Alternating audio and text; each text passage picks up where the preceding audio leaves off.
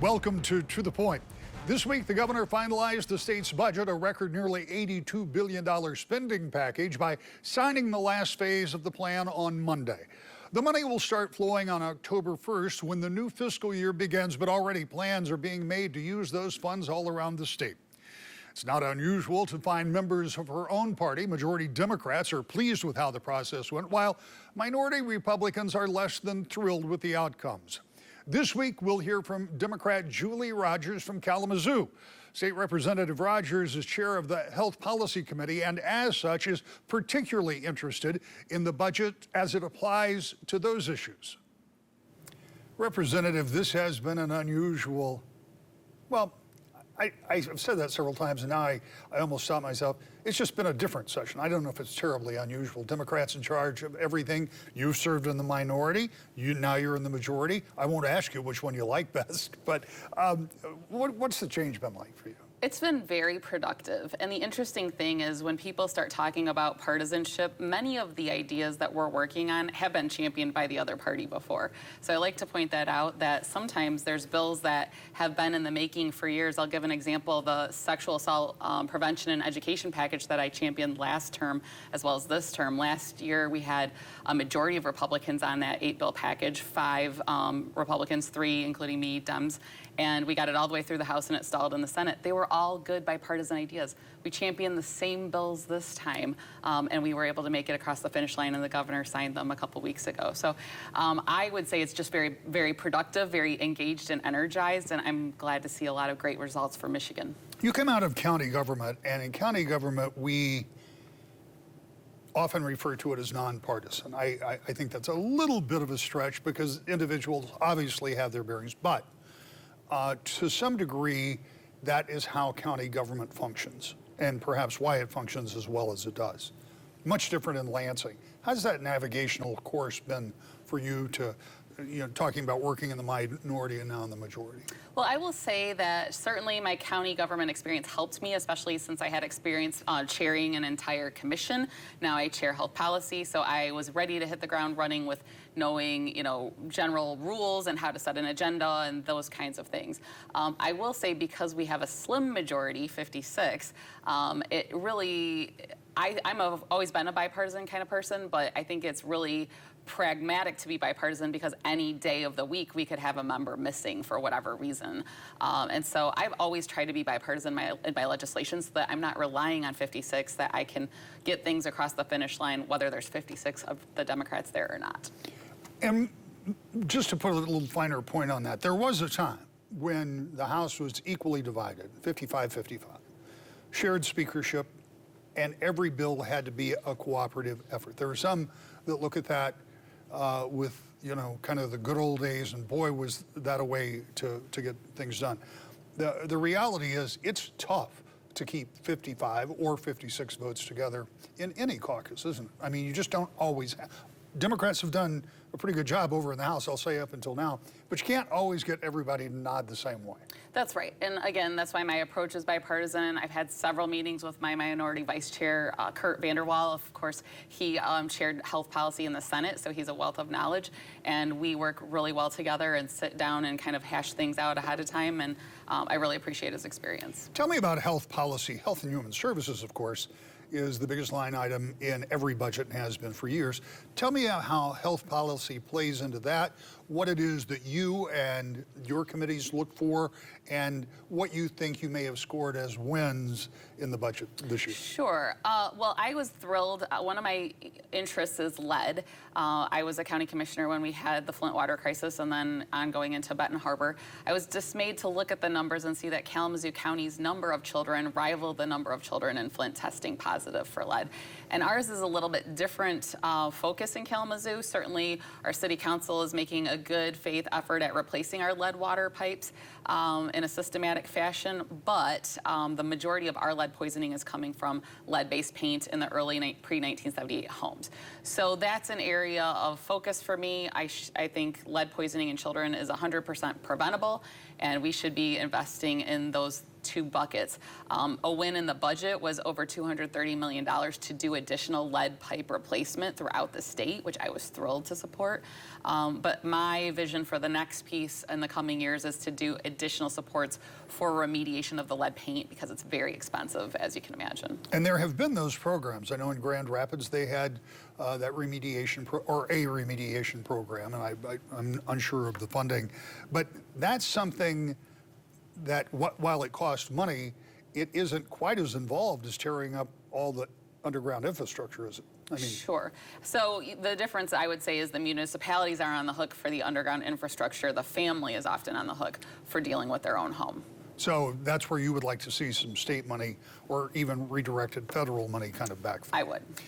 What is the biggest healthcare issue that you think of, and we'll get to no fault in a minute, but that when you look around, and you come from that background too, I should point out, what are we missing or what are we short of, other than nurses and professionals up and down the line, it looks like? I will say a couple things. Affordable access. So I'm very concerned right now about Medicaid redetermination.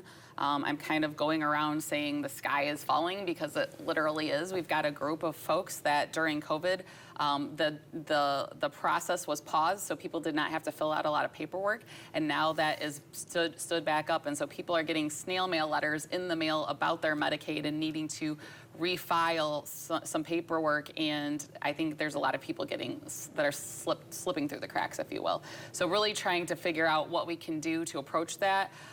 Sometimes it's just a policy piece, sometimes it's an education piece.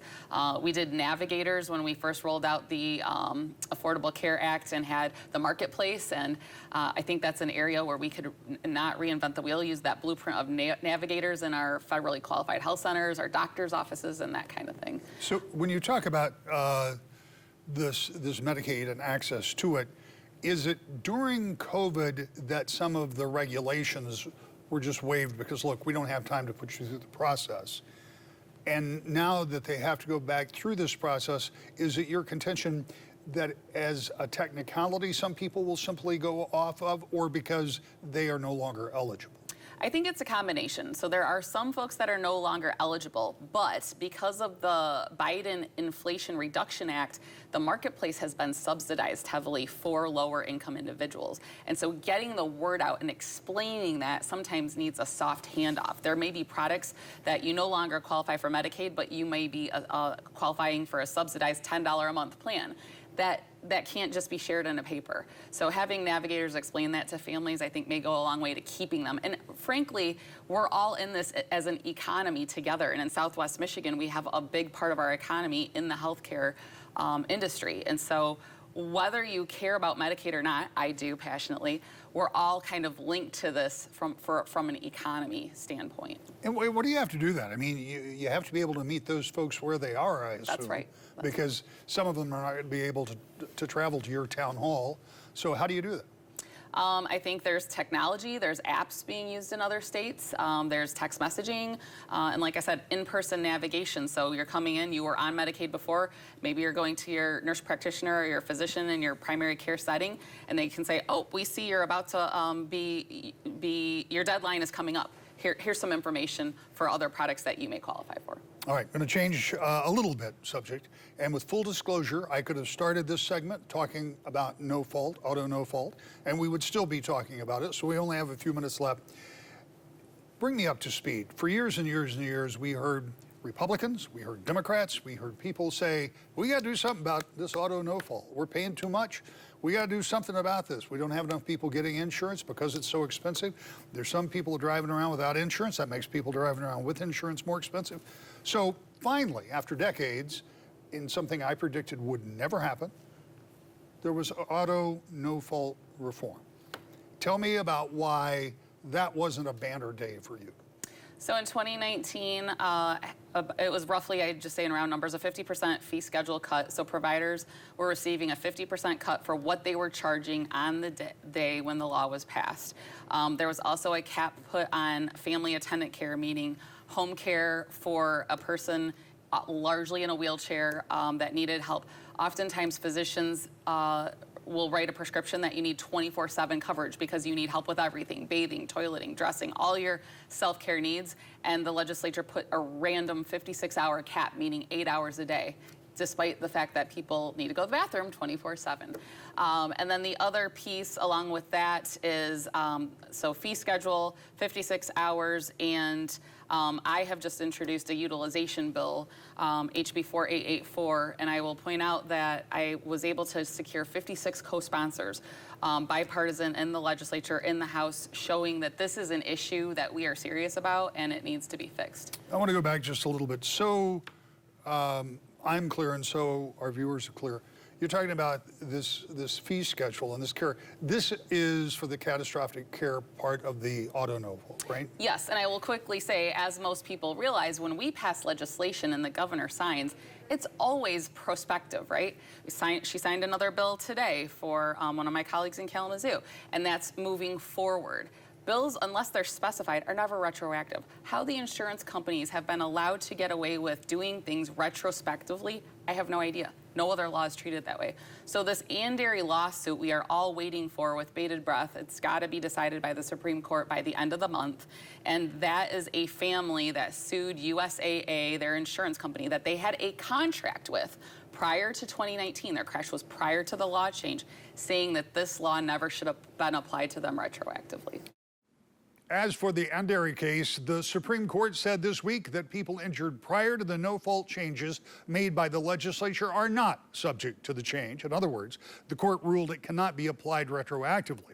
The group called CPAN, the Coalition to Protect No Fault, issued a statement that said in part, quote, "This decision marks the beginning of the end of this nightmare for more than 18,000 crash survivors and their loved ones. The decision does not, however, impact or change the reforms for those who had catastrophic injuries after July 2nd, 2021, and the advocacy group vows to continue to fight to reverse parts of the legislature's no-fault fix." When we come back, a Republican view of the budget and the process. Next, To the Point. Welcome back to the Point. State Representative Pat Outman from Six Lakes recently talked with me about the first half of the legislative session and the budget process and why he says it could have been better.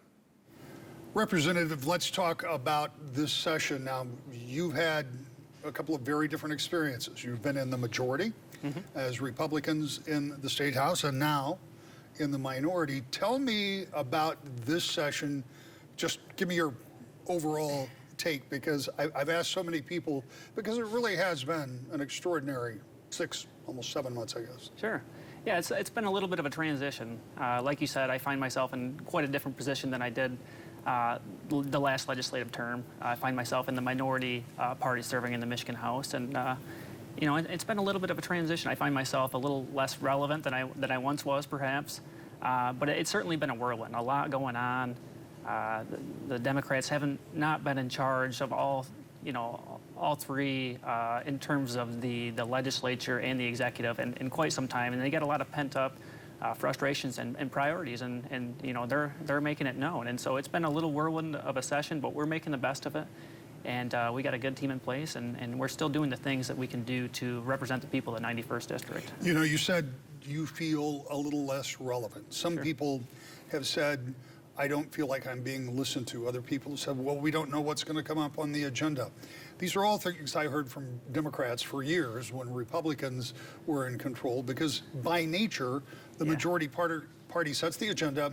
They kind of figure out when things are going to happen, and the minority party always feels somewhat left out. Yeah, and I wouldn't probably dispute that. The one thing I'll say is, it was a very different circumstance when I joined the legislature. I came in at a time when it was divided government, and we knew that every piece of legislation that we presented had to have the governor's signature at the end of the day. So you didn't see nearly as much partisan legislation being jammed through the process.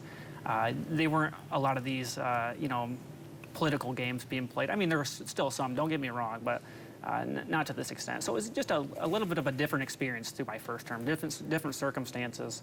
And, you know, it's certainly been a change. And, you know, you talk about the whirlwind speed. Part of that first term that you talk about was the last full term for Republicans to have control of the legislature. And that was also with Governor Whitmer in place, and the legislature and the governor had very little that they were going to agree on. Sure. And so there was no urgency in passing things because the Republicans weren't going to pass anything she wanted, and you guys weren't going to give her anything she wanted to sign. Yeah, precisely. It was a very different time. Like we said, we knew we weren't going to jam through a bunch of conservative legislation through the process. It was all going to have to be bipartisan stuff, that she had to agree with at the end of the day. So just a different time, just different circumstances. But I think we're making the best of it. I really do, and we're still just trying to find ways to remain relevant, to remain effective, and do the things that my constituents sent me down here to do. I want to talk to you about your expectations when you guys go back in September, because you have a different take than I do, and I find that interesting. But before we get there, let's talk about the budget process, because over the past several weeks, I've been talking with Republicans and Democrats getting their takes. You told me, and I don't want to misrepresent what you said, but you told me that you thought there were some good things in the budget when we were talking about finding skilled workers, getting people the Reconnect program, making sure that people are getting trained. So you are not one of those folks who says, throw the budget away. I mean, obviously there are things you don't like in there too. Certainly. I mean, in my case, in my particular, vote on the budget, I thought the bad outweighed the good, but certainly there were good things in the budget. When we talk about coming together to address skilled trades and workforce development, that's critical to Michigan's future, especially in the skilled trades. For every 4 vacancy, we have 1 person to replace that. We have to continue to build up our workforce, continue to attract skilled talent to the state of Michigan. Michigan's prosperity, it depends on that. So when we can find ways to find common ground, that's good for the people of Michigan. And we did that with workforce development. There were other things in the budget I liked as well. Rural transportation, that was one that we've been pounding our fists on the table for a long time. I got a school district that I represent where they drive to Atlanta, Georgia and back every day if you tally up all the miles that their bus drive. And that's extremely burdensome on their general budget when they're putting so much money towards transportation costs. So we were able to get that included in the budget. So there were certainly some good things in there, but I feel like the bad certainly outweighed the good in this instance. I know, as many people are, but you're interested in infrastructure and seeing the stuff above ground, and I assume the stuff below ground. Yeah, we're just scratching fixed. the surface. Yeah, so give us your grade on that in this budget as it goes to fixing the roads, getting clean water, getting rid of the lead pipes, all those things. Infrastructure was probably the biggest disappointment in this budget. When we have experts saying that we need $2 to $4 billion in additional spending into our transportation fund, into our roads and bridges, you accommodate that need. You scale back spending in other areas and you try to make that fit. This budget didn't do that. Transportation spending remained flat. And what a big disappointment. Governor Whitmer's whole campaign platform revolved around fixing the roads and addressing our infrastructure needs in the state of Michigan. This budget completely failed in that regard.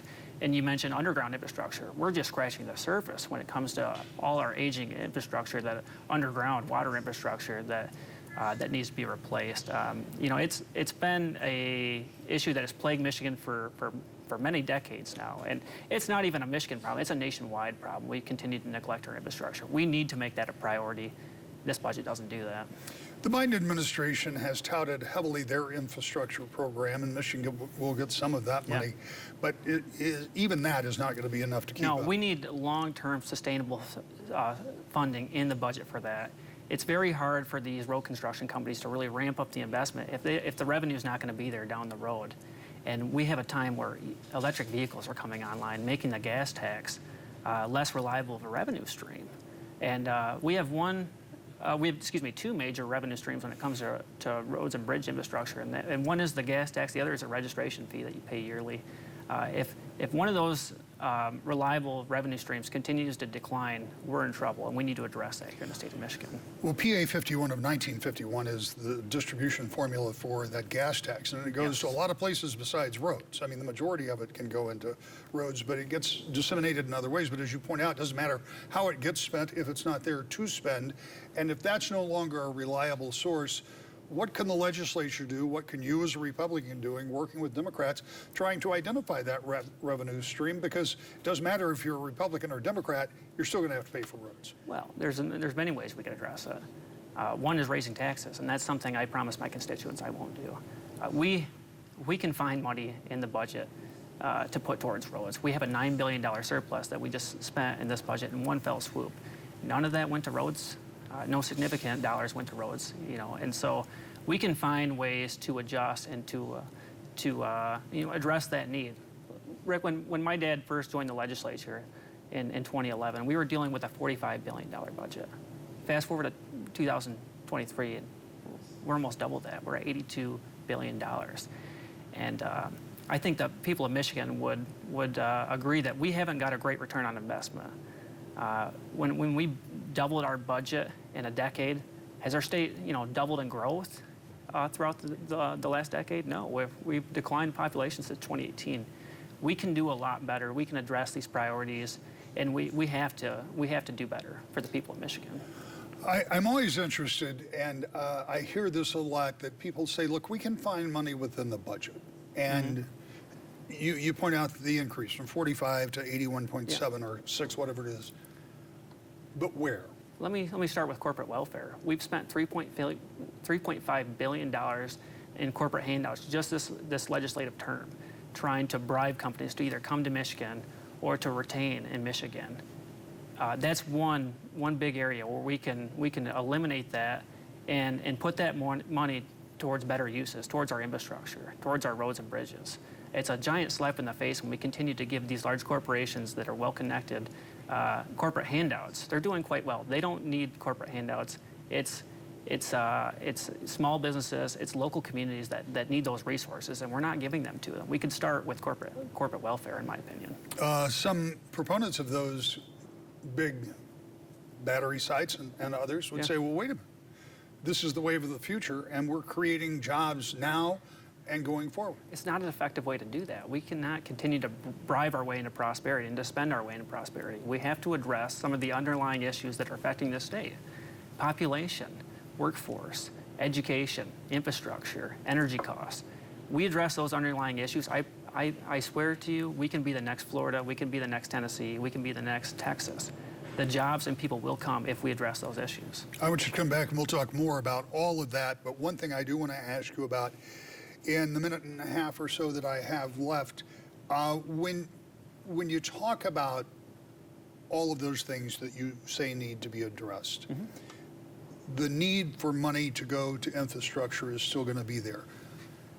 Is there going to be a time when Republicans and Democrats can agree that we've got a problem with the stream of funds and now we've got to fix it? Or do elections come around too quickly for that kind of cooperation? It's tough. I mean, we're elected every 2 years in the House of Representatives. Just when we get to work, we're back out in campaigning. We have to put politics aside and find ways to come together on these important issues. And I think we are. I serve on the Transportation Committee under the chairmanship of Nate Shannon, a Democrat from Southeast Michigan, somewhere down there. And we work really well together. We're able to put the politics aside and come together and find good public policy around transportation infrastructure issues. I think we can do that. It's going to be up to us, and it's going to be up to our constituents to demand more of it. We've got about 10 seconds left. When you go back in September, same whirlwind pace or things slow down a little bit? They might slow down a little bit, but I think, there's a couple of special elections coming up. The Democrats already have a slim majority in the legislature. Before they potentially lose a couple of members, I think they have a few more priorities they want to jam through the legislative process. So I think we'll be quite busy when we get back. The legislature has another month off, and starting next week, we'll begin checking in with members of your U.S. congressional delegation to the point.